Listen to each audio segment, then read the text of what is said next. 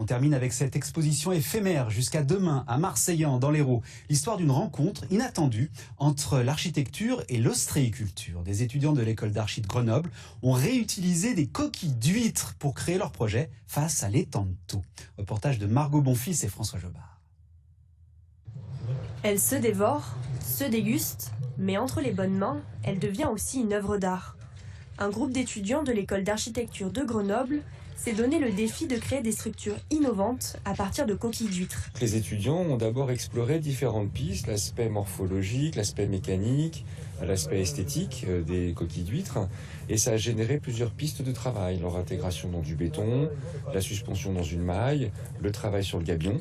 Au total, 4 réalisations ont été créées, comme cette structure en plexiglas jouant sur la transparence du coquillage, ou encore cette maille.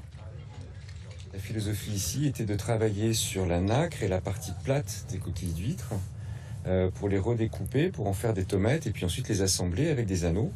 Là, pragmatiquement, vous avez à peu près 1780 tomates et plus de 3000 anneaux.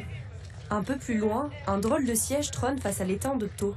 Il a nécessité une semaine de travail pour les étudiants.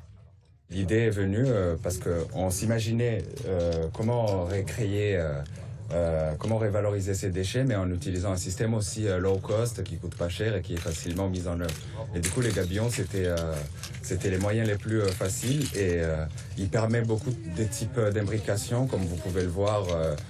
Ça permet de créer des formes et c'est structurellement solide. Un moyen pour cet ostréiculteur de donner une seconde vie à ces 20 tonnes de coquilles d'huîtres produites par an.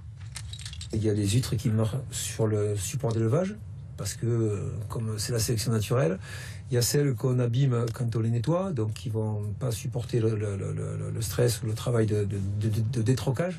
Les réalisations des étudiants sont à découvrir jusqu'à dimanche à la maison Tabourièche, avant d'être présentées au Festival des Architectures Vives en juin prochain.